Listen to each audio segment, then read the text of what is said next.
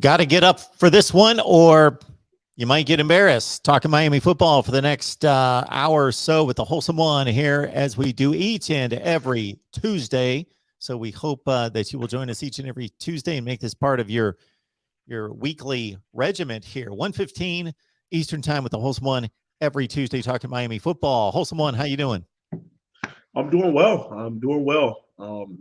Personally, Mark, we try to stay positive. It's always a blessing to wake up and try to think on things on a positive tilt. One of the biggest things I think that's going on in our world today is that we spend so much time on the negative. We go down on YouTube and we look at the negative comments and who hates me and who's down talking me when you got 185 thumbs up, but you're worried about the 6 thumbs down. You're worried about the one person calling you an idiot instead of the other people saying, thank you for the content that you bring to the table. So if I were to say one thing, I want to make sure everyone out there thinks positively today, man. Make sure you tell your family members that you love them and, be thankful for whoever you do worship and just be happy that you have life and stay positive, man. Stay positive. We can do It, it. Hang in there. it's a great word for the day, and the Wholesome One put it in YouTube terms because both of us can relate to that, where human nature is, and this has been proven scientifically. We can get 9 positive comments and 1 negative comment, whether that is through social media or direct face-to-face contact. We're going to focus on the negative. Oh, they didn't like me. Absolutely. They thought my hair looked weird, or they thought whatever they thought, and we don't focus on the positive that's coming into our lives. And definitely a good word off the top. And we can take that same mindset for the Miami fan base and project it to this football program, because there's a lot to focus on that may not necessarily be too positive here, as the team's getting ready to take on NC State, coming off another loss that almost turned at the last few minutes. It was an exciting back half of the fourth quarter. Wholesome One against North Carolina.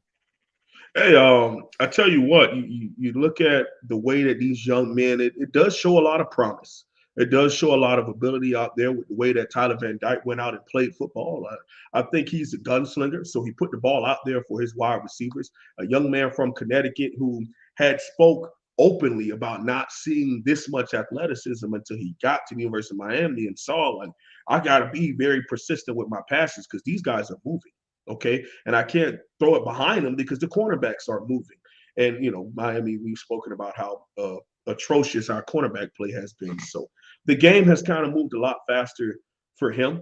And the blessing in disguise of the De'Aaron King injury this offseason was that a young man like TBD spent a lot of time with the ones and the twos, building a lot of reps between him and Jake Garcia. I almost said Jeff Garcia. I'm used to saying that. But anyway, it worked out, and it has worked out for what we've been doing right now.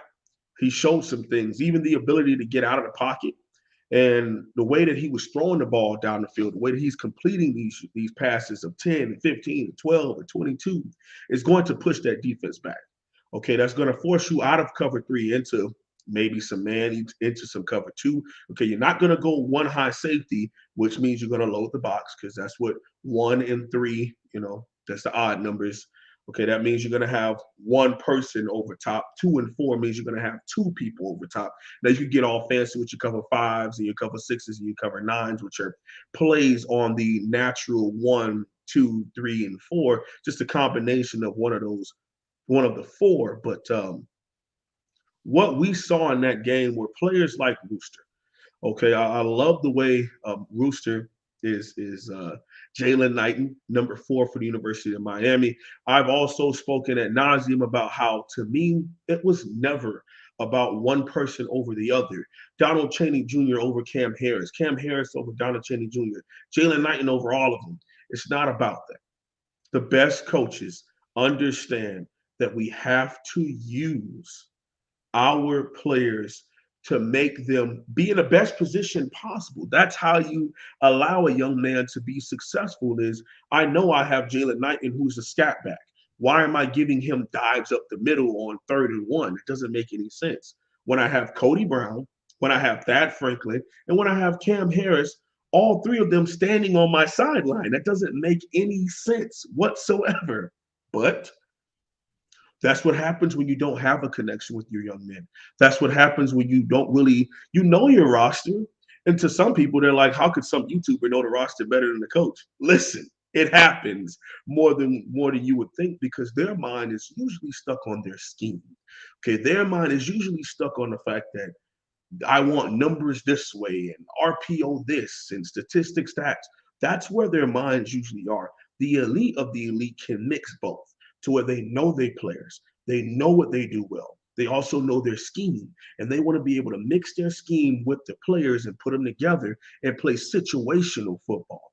Okay, that's where you have your elite minds, especially offensive minds, at the collegiate level.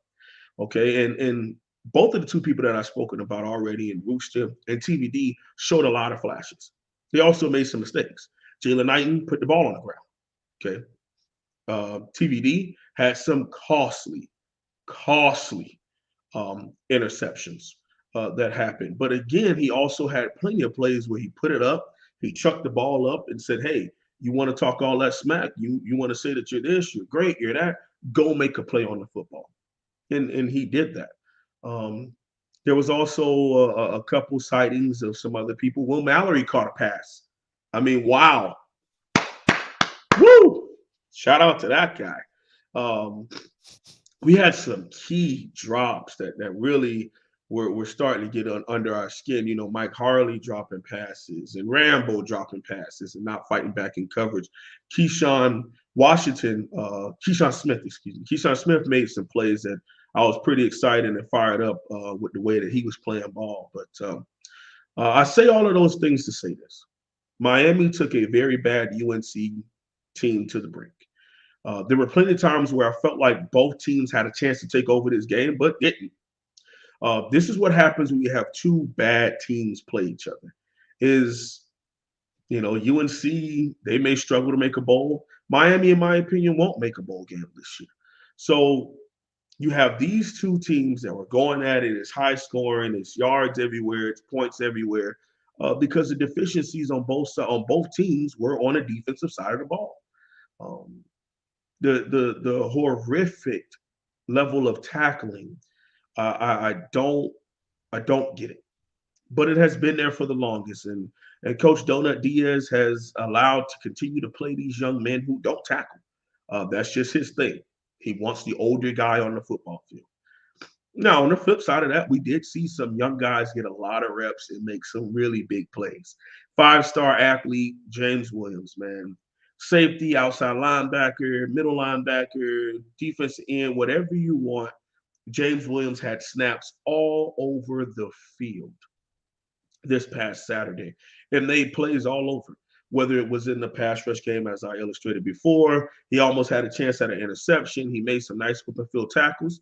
Okay, when you have young players like that, they're going to make mistakes also. And that's why you don't get as upset with a guy like Cam Kinchins, with a guy like James Williams. Okay, these are 18, 19-year-old guys out there just trying to make plays. They're not loose. They're used to losing. They don't want to lose, and they're fighting their asses off to win games. Now, you got guys like, Bubba Bolden and Gervin Hall and Amari Carter, guys who are 22, 23, who are making the same mistakes as the 18 and 19-year-old guys. That just doesn't make any sense. We're having blown coverages. We're making bad matchups. We're making bad open field tackles with lack of communication. I mean, these things that are very, very basic, they're day one things, okay?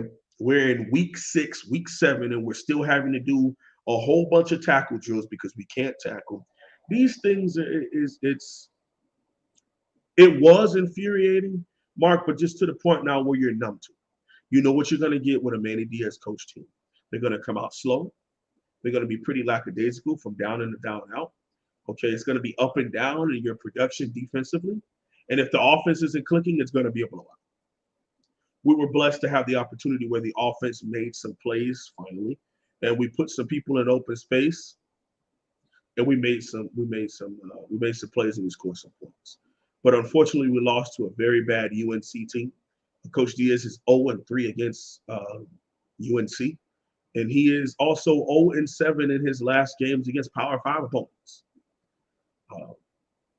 We spent a lot of last week talking about replacing this person and bringing in who has the resume to do the head coach. We're not going to do that this week. We're going to talk ball this week. At the end of the day, I think it has been pretty apparent that we need to go in a different direction as far as leadership. These young men deserve better. And you saw that this past Saturday. You saw a lot of pieces offensively, a couple pieces defensively, that if we give them a competent staff, we give them a competent athletic administration that wants to be good to great at football and be a top 15 team, which is what we agree Miami should be, okay, especially in today's day and age, then they'll do better. My last soliloquy on that, I'm going to say is prayers up to Cam Harris, torn ACL, lost for the season. I know that he has been a polarizing figure as far as conversations on here, conversations on my channel, conversations on Twitter. And, Mark, as much as people want a lot of the other guys to play, majority, similar to the Tennessee thing where people were throwing stuff on the field, majority of the people want to win. And they just want to see the best players go out there because they see flashy stuff. That's fine. There is a small, finite group of this Miami Hurricanes fan base that actually celebrated our starting running back being hurt because they feel like this seniority is over and that now we don't have to worry about having slow backs or the worst back in school history starting for the University of Miami. I know Cam Harris would never come out publicly and say anything, but, if you're one of those people, that's pretty sad. This is a young man who worked his behind off to come to earn a scholarship to the University of Miami, to earn a scholarship as to be a 4-star running back, top 10 at his position, one of the best running backs in one of the best states of football. It's sad to know that there are people in our fan base who relished the fact that this young man's knee was blown out and he will no longer play for the University of Miami the rest of this season. So I pity you. I hope that you change your mindset because that's someone's child. Okay, that's someone's nephew, that's someone's cousin. And to root for their injury, I don't think that's the best thing in the world to really do. Now, if you want someone else to play, by all means do that. If you want to call them trash, by all means say your opinion. But to root for someone to be hurt, that was really sad, man. That was really sad. But, yeah, that's my soliloquy on the North Carolina game.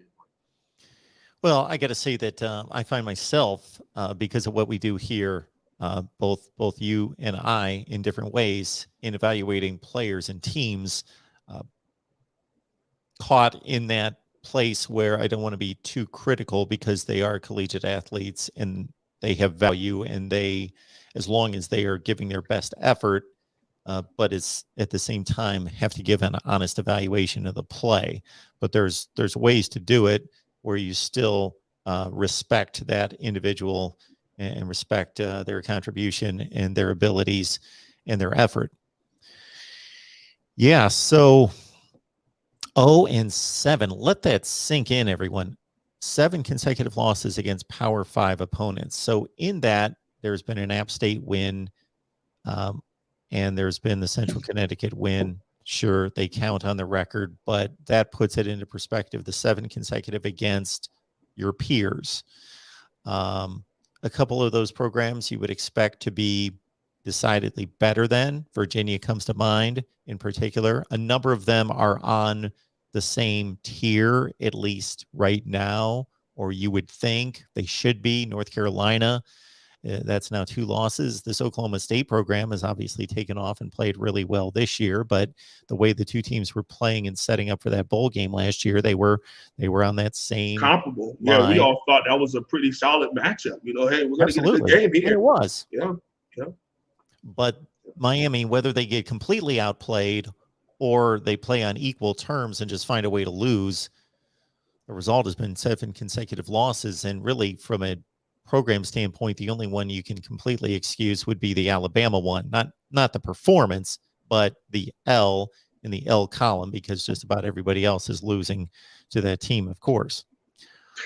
except for Texas A&M that turns around and loses to Mississippi State in the very next week, huh? Well, they beat Mississippi, or they lost to Mississippi State the week before. Oh, the week before. Okay. Yeah, Hey, then they beat Alabama.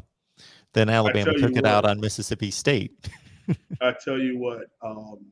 Another good thing about what's going to happen moving forward, and why I am happy, Mark, is even if Coach Diaz is, let go halfway through the season, which is what I'm hoping happens for the betterment of all parties involved. Okay, and I don't have anything personal against Manny Diaz. I mean, that's stupid. Okay, obviously I want to get into full-time coaching, so that's not. I don't get any. Yeah, kick him out. I hate that guy. No, he just wasn't ready. And no matter how much you want something, sometimes you are just not prepared enough to be able to meet it head on and do well. All right. He can talk a great game. He can get the fan base excited. He knows how to, in WWE terms, he knows how to cut a promo, Mark. Okay. He can grab the mic and he could drop the, if you smell what the Rock is cooking, he could drop the DX chop. He could drop the Undertaker rest in peace, whatever that gets the crowd popping. Okay. Coach Diaz does a great job at it. All I'm hoping is that he can fall on his feet, kind of rekindle things. And I don't know if that's, defensive backs coach at Vanderbilt. I don't know if that's defensive coordinator at San Diego State or something. Just being able to fall back on his feet and rebuild his career up, because I don't think he's a bad person by any means. I just believe that this job requires someone who truly understands how to make a rebuild. Because what I don't understand is this was blatantly understood to be a rebuild, all right? But we hired someone who has never done a rebuild before to do a rebuild, all right? It's not as easy as saying all these things and making quotes and doing hashtags and giving chains and rings. All that stuff is being able to put a Band-Aid over a bullet wound, okay? We have to start from within and grow out. And I think the only way you could do that is someone who is experienced enough as to how to get that done. And unfortunately, Coach Diaz is just not that person. It's just that simple. I had to say that because this fan base twists things up. And, there goes the thumbs down, Mark. Thumbs down. Well, we both get that. So that's fine. Yeah, we do. It's all good. God bless. So it was just about 3 years ago that Manny Diaz was offered this job and, of course, took it on the spot. And without a national search, without any kind of search, boom, he's offered the job days after, hours after taking the Temple job. Taking the huge promotion isn't always in your best interest. So if Manny Diaz had fell in line with what Jeff Collins, Al Golden, especially Matt Rule accomplished at Temple, you can win at Temple. It's been proven. You're not going to win at a high level above Power 5, but at the Group of 5 level, you can go 8-4, 9-3 consistently at Temple. Those three guys did, especially, again, Matt Rule. So he could be 3 years into a stint there at Temple. Who knows what he would have accomplished? We'll never know. And he could be he could have learned a lot and put himself in a position for a jump here in the next year or two if he had done a nice job at Temple. Absolutely. Absolutely. I think a lot of people have spoken about that. And one of the other things that was really kind of nerve-wracking, in my opinion, is I don't know if it was proven he didn't have the web, Mark, to be able to go out, throw that web throw the net into the ocean and pull in some big time coaches. All right. When we have to go to grad assistants and QCs and promote from within at that lower level to position coaches, what that usually is kind of a red flag indicating is that he wasn't able to land someone else. So we had to continue to hire from within, okay? Now, at certain institutions, if he's the head coach at La Tech, if he's the head coach at Temple, those things would go. But when you know that there are multiple coaches who can come in and coach that position, who are from Power 5 schools, who would love to come home and coach Miami, but they don't have a connection with Coach Diaz. They don't have a relationship with Coach Diaz. They didn't meet back at when they were GAs at so-and-so, or the team that they were 3-8 when they were both at Utah State together. You don't have that kind of rapport.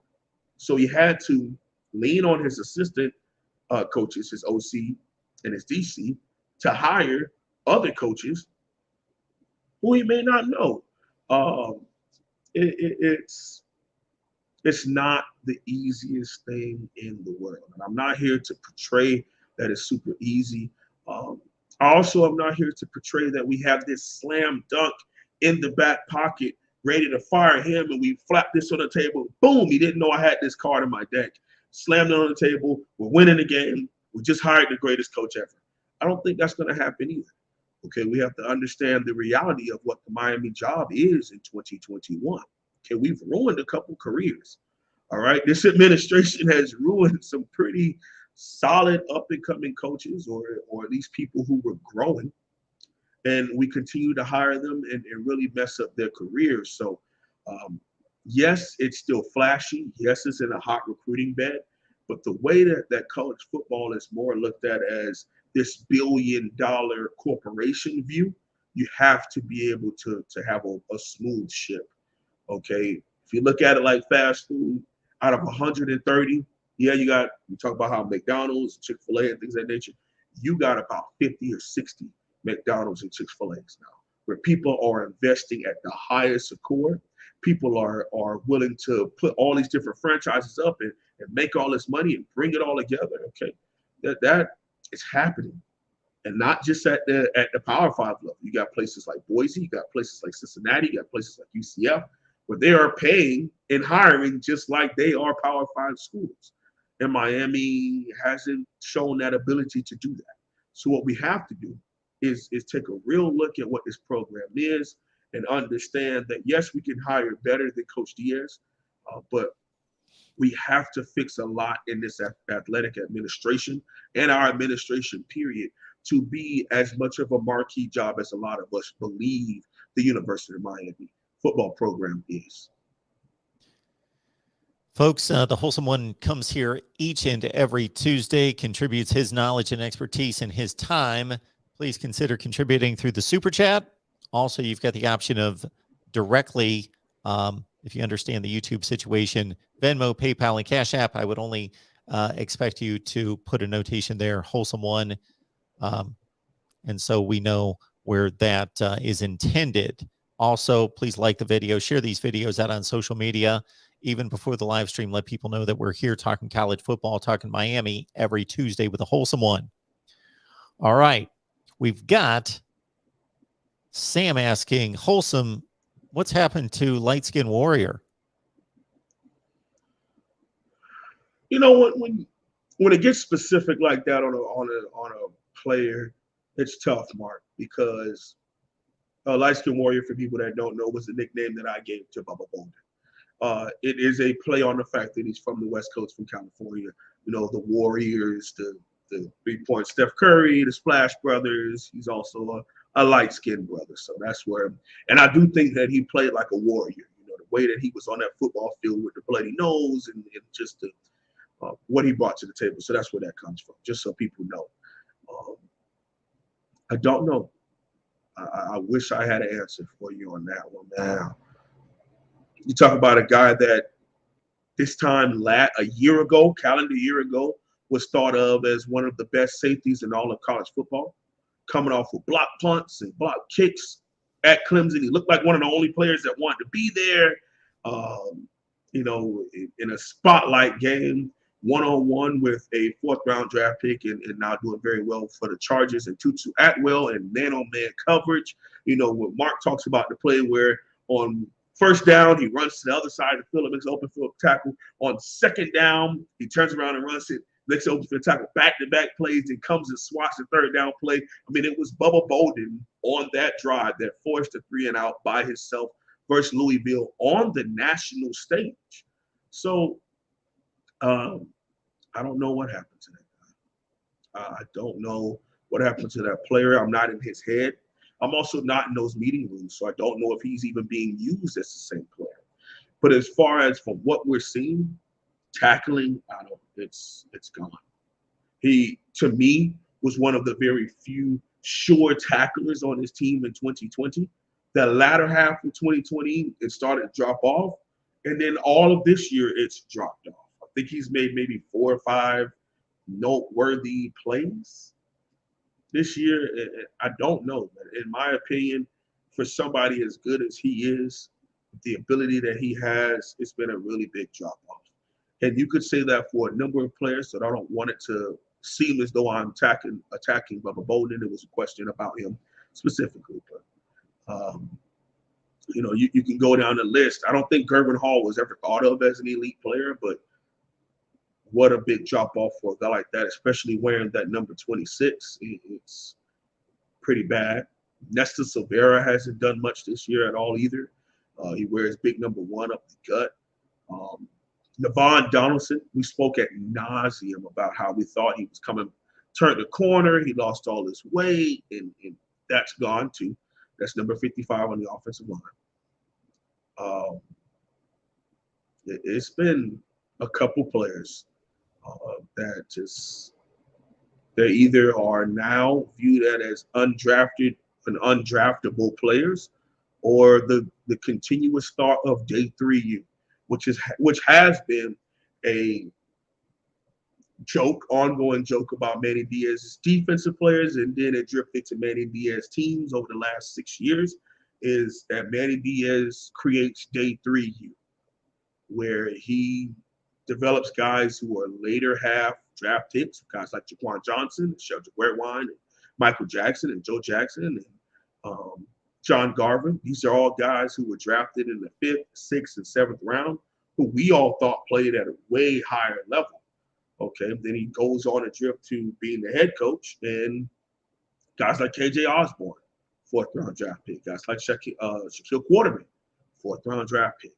Now you do have the blessed opportunity of a Greg Rousseau, late 1st round draft pick, of a Jalen Phillips, mid 1st round draft pick.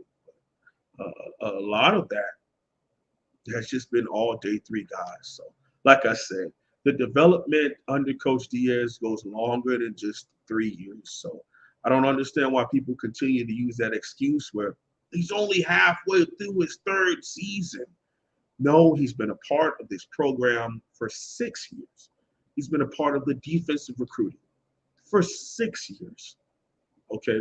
And not only has defense been a problem, the defense is literally looked at as one of the worst defenses in all of college football. Out of 130 teams, it is looked at as one of the best.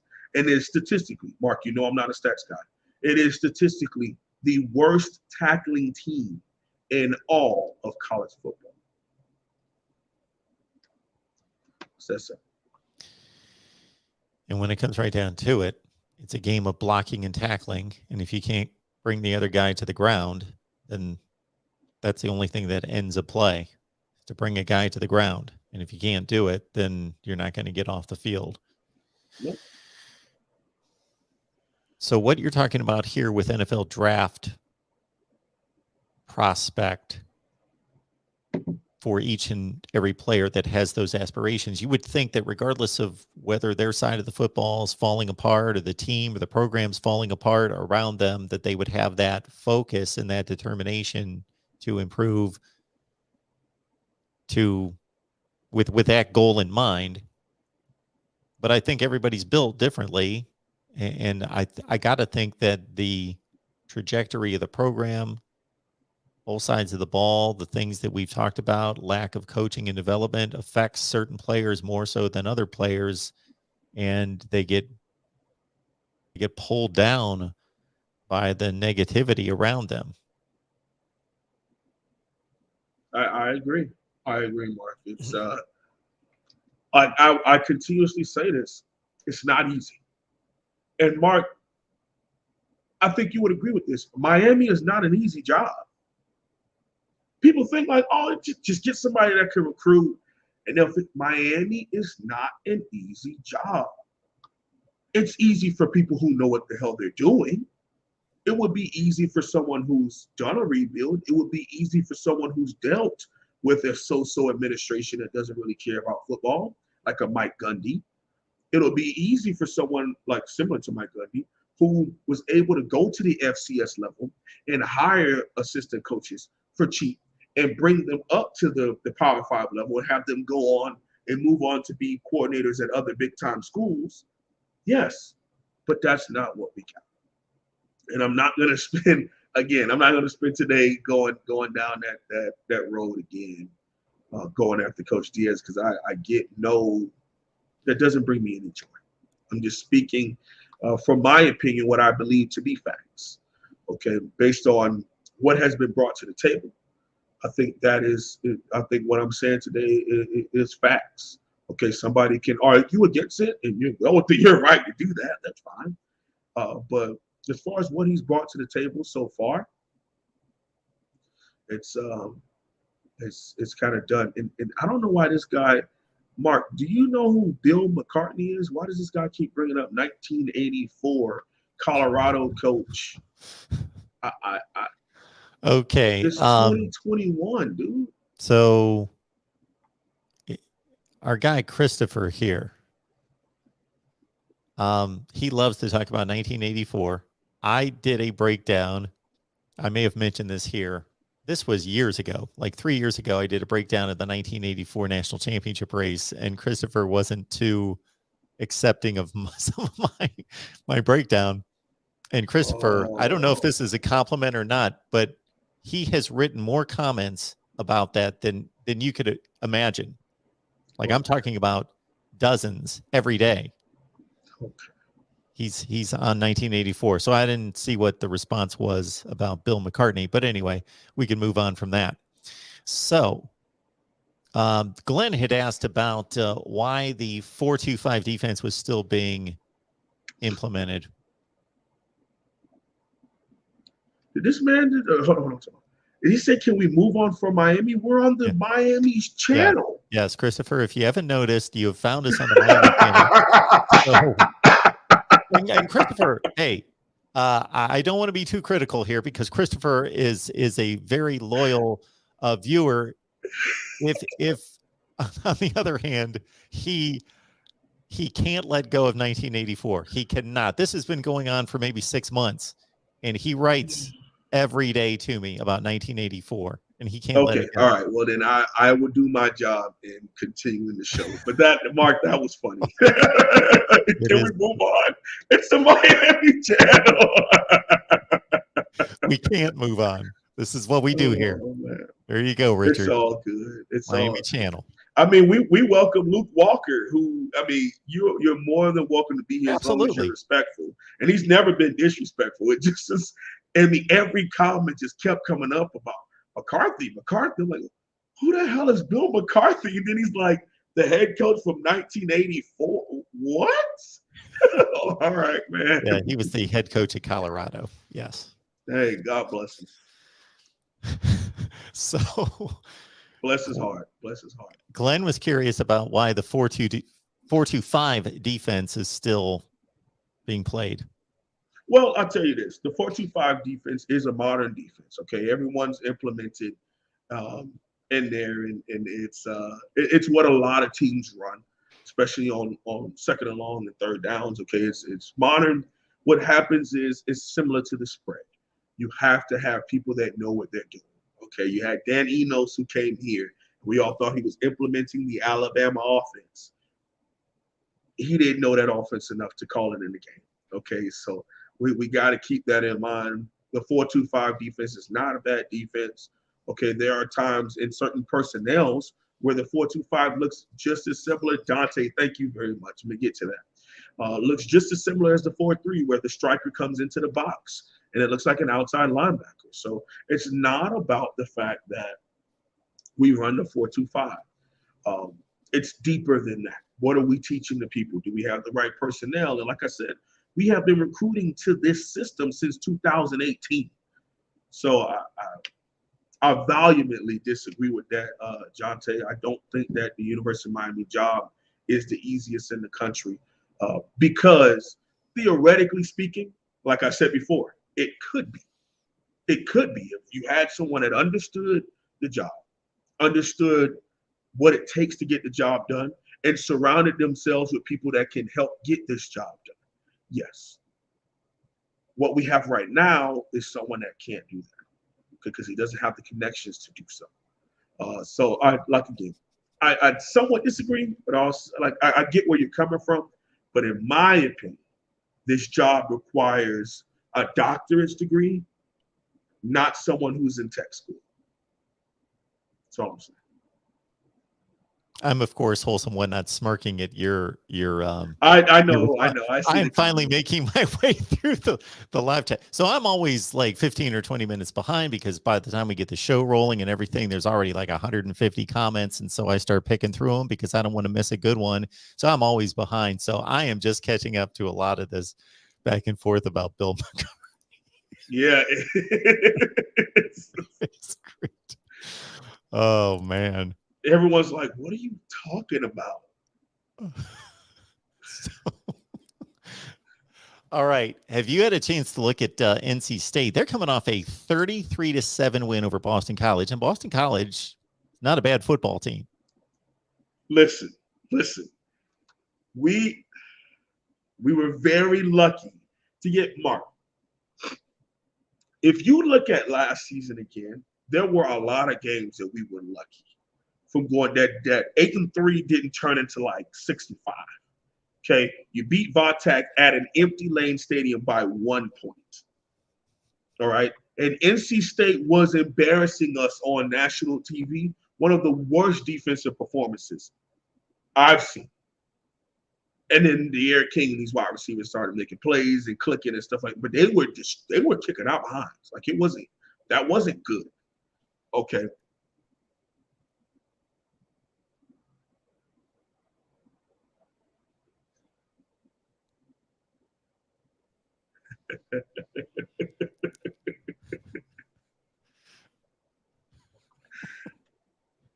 I'm not getting into that Elvis debate with you, Mark. Oh, are we? Is that on there? I'm not doing it. Okay, I'm not going there. This is a Miami channel. I am not doing it with you today. Okay, it's just that simple. It is a football channel. It is a football channel. Okay, we could talk about that off camera. Anyhow, back to what I was saying. I even lost my train of thought. Where was I, Mark?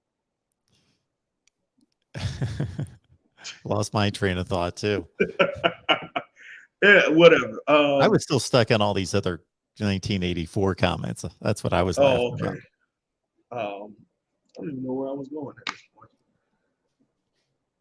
Anyhow, well, we started talking. You were on the NC State game, and you were on how Miami could have blown. Last game, the NC State game.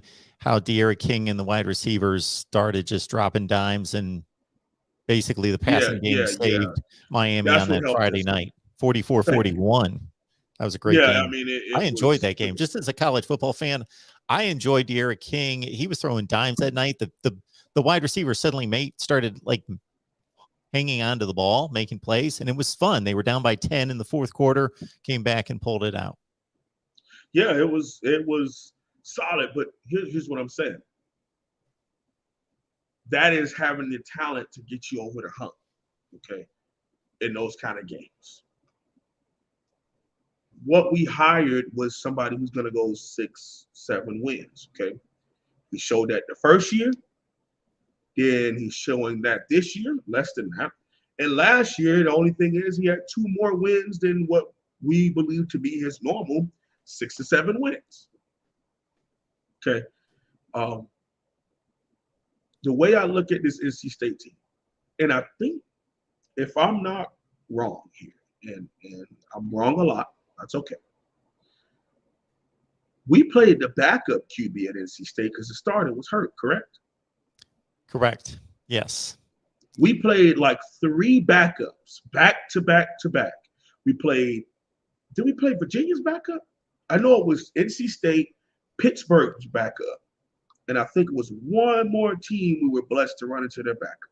So you're bringing up a good point that I didn't even really put together that I should have. Yeah, Kenny Pickett's really good quarterback season, for it was Pitt. like 19 Like touchdowns three. and 1 pick this year. Kenny Pickett's turned into like an NFL, like a serious NFL prospect, and he didn't play that game. Yes. Nope. Bailey Hockman, who was the Florida State recruit that went to NC State, I think he took over. Devin Leary's the guy that's tearing it up this year. He didn't play in that game. Yeah, that season might have been worse. Exactly. All right. And it came down to a final play to be able to tackle Hendon Hooker in open space against Tech, or they were going to be in field goal range and kick a game-winning field goal and run off into the sunset. So, anyhow, back to this year's game. I don't, Mark, we even had another lapse in judgment. We're pulling out the all-black Miami Knights for this game. Read the room, man. It's just, but it continues to show it. It continues to show just the lapse in judgment, the mindset, the focus, and lack thereof of who's leading our programs. I love the black uniforms. I think it's cool, but I just also understand that you have to read the room. It's not that kind of season to do. But he pulled out the all black uniforms for NC State. So,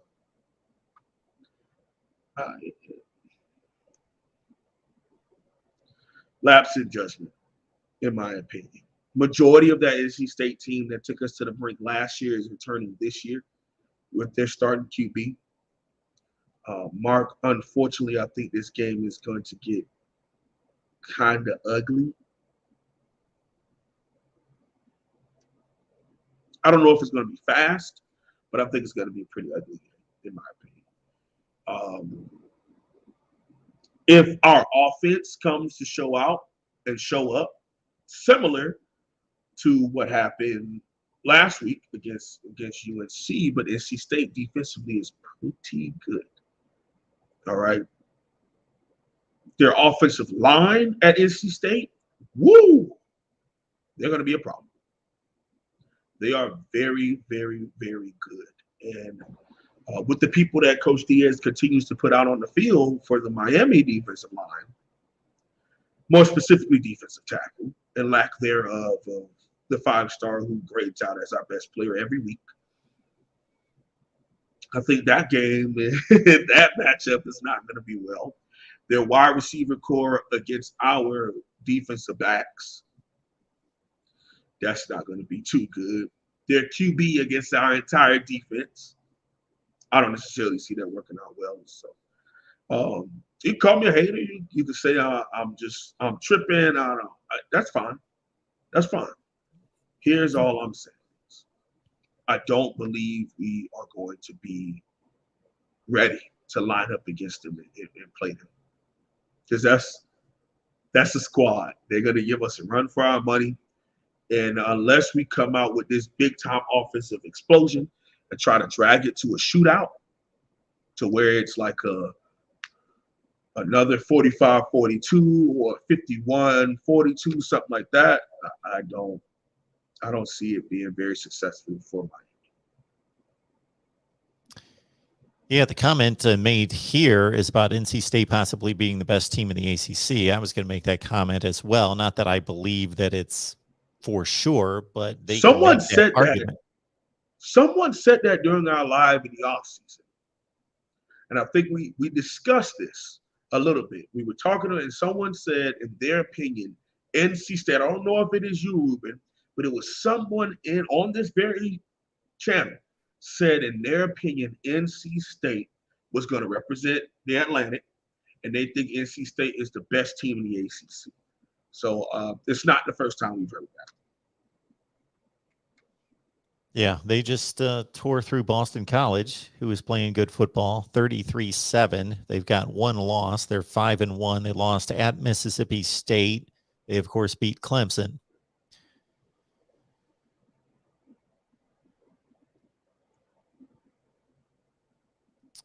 Let's see here.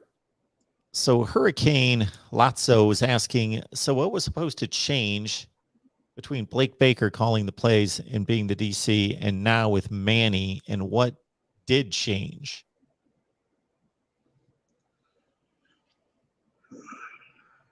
Not much, Mark. Not much. It's always been known that no matter who the face of it was, this was Manny Diaz's defense. And he continued to point fingers, and eventually there's too many people that you're trying to point fingers to that weren't here before, who have no connection here. And now eventually you got to turn that finger to you. And that's where I think we are right now. Okay. Blake Baker, he never really publicly spoke on Efren Banda, but a lot of those people I truly believe he used as scapegoats to just kind of, oh, it's their fault. Well, it's their fault. It's their fault. It's their fault. And now he's to the point in this program where it's just him.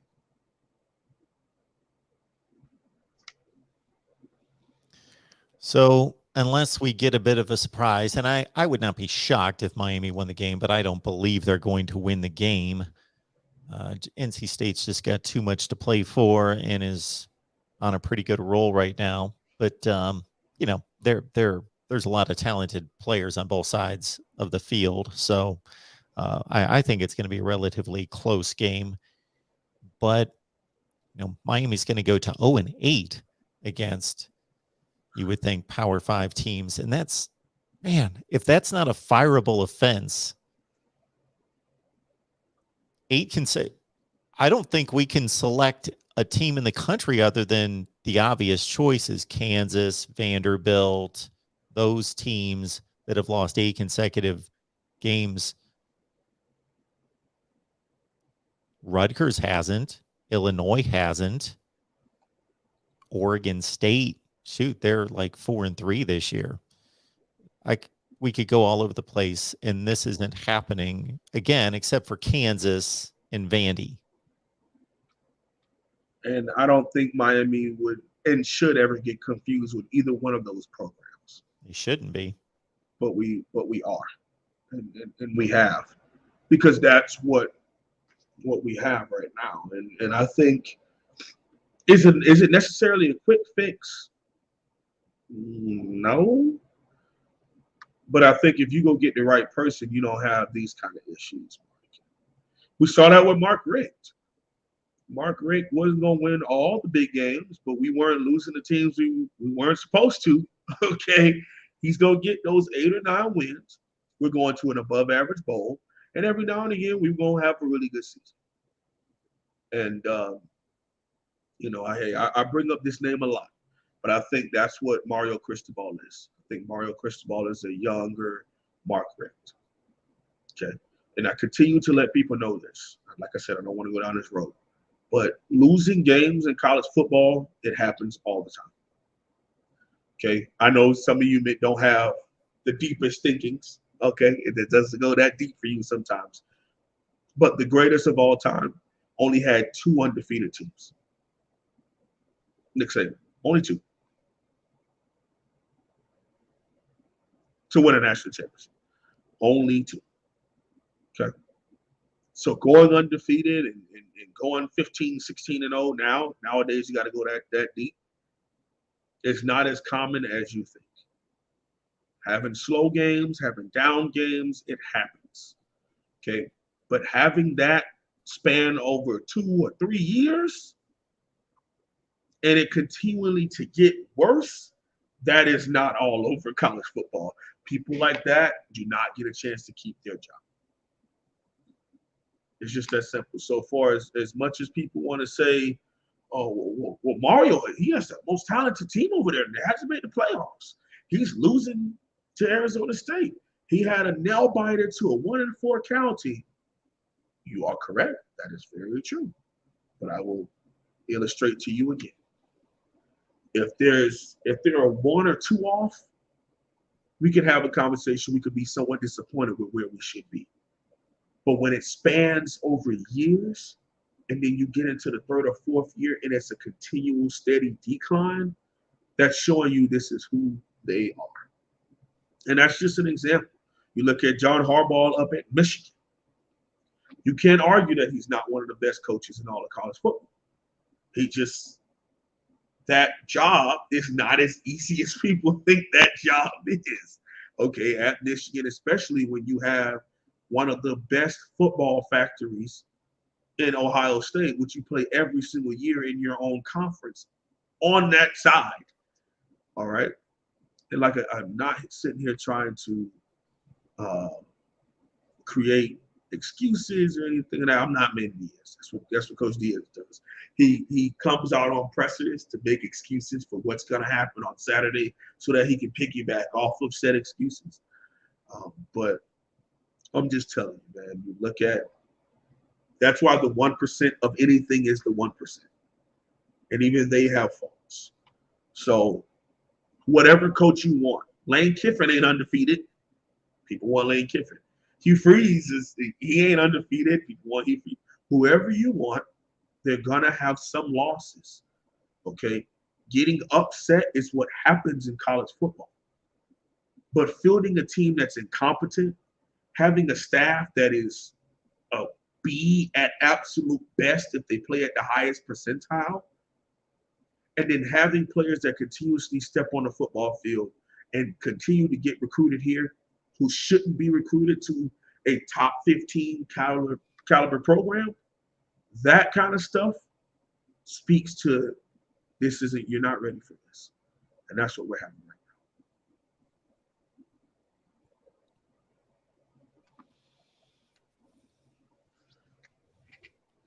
now. Here's a question coming in, regardless of who the next head coach would be. So Cat 5 Canes is asking basically, what would your expectations be? Because this isn't the lowest of lows across college football. This is a team that just went 8-3 last year.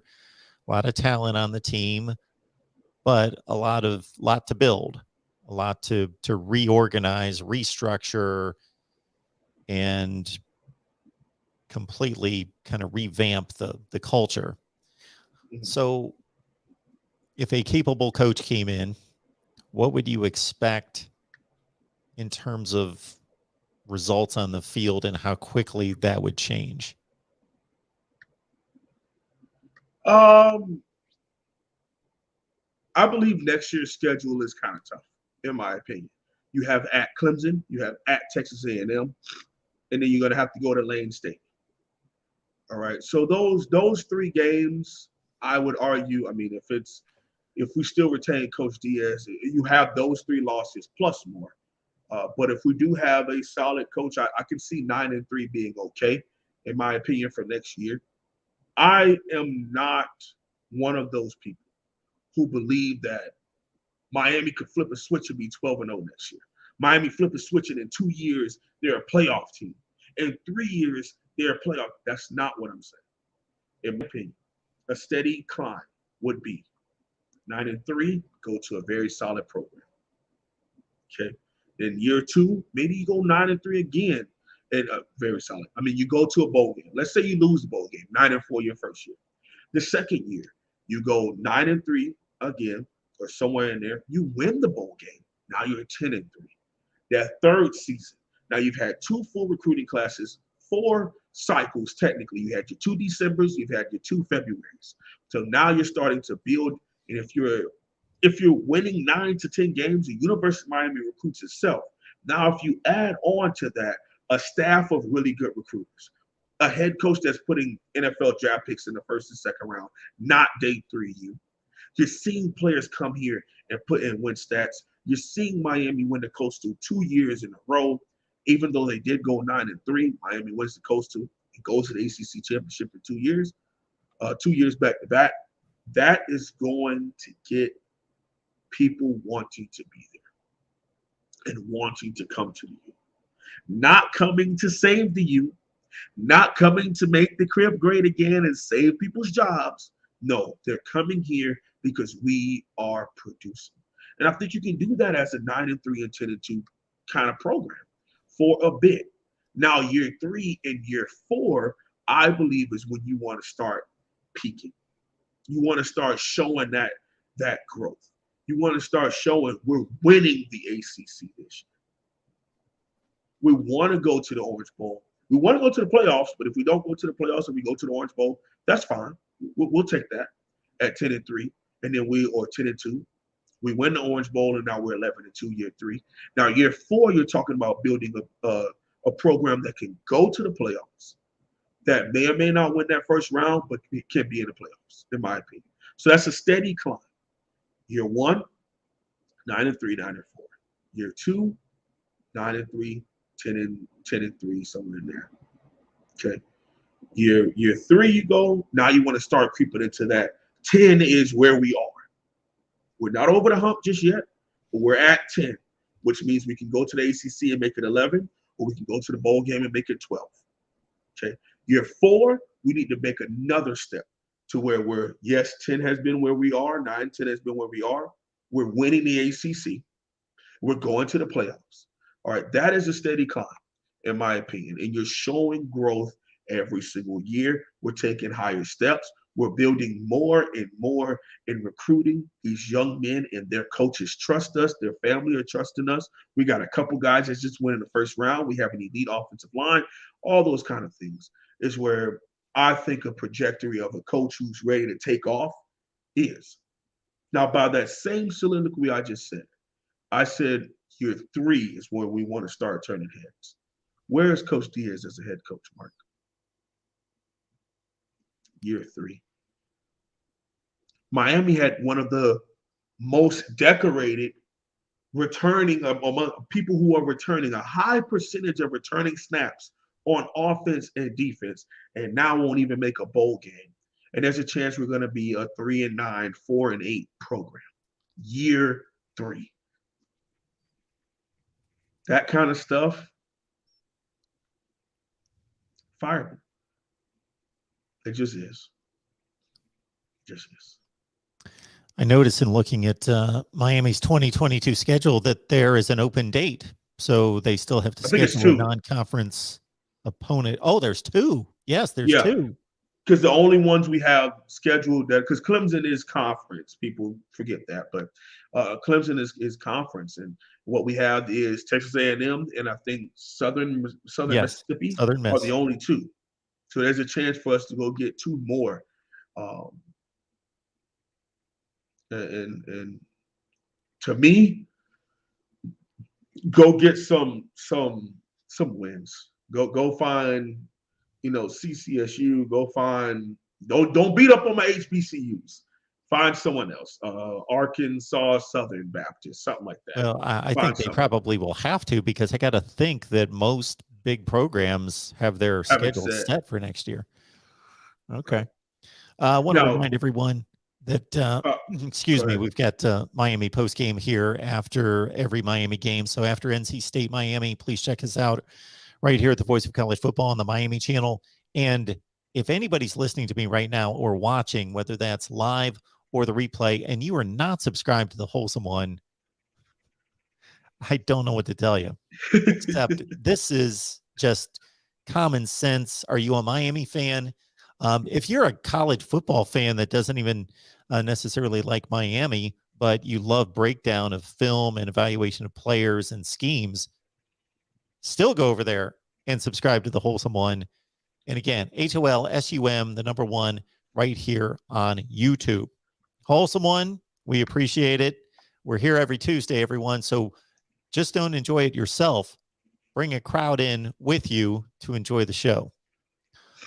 Wholesome One, have a great week.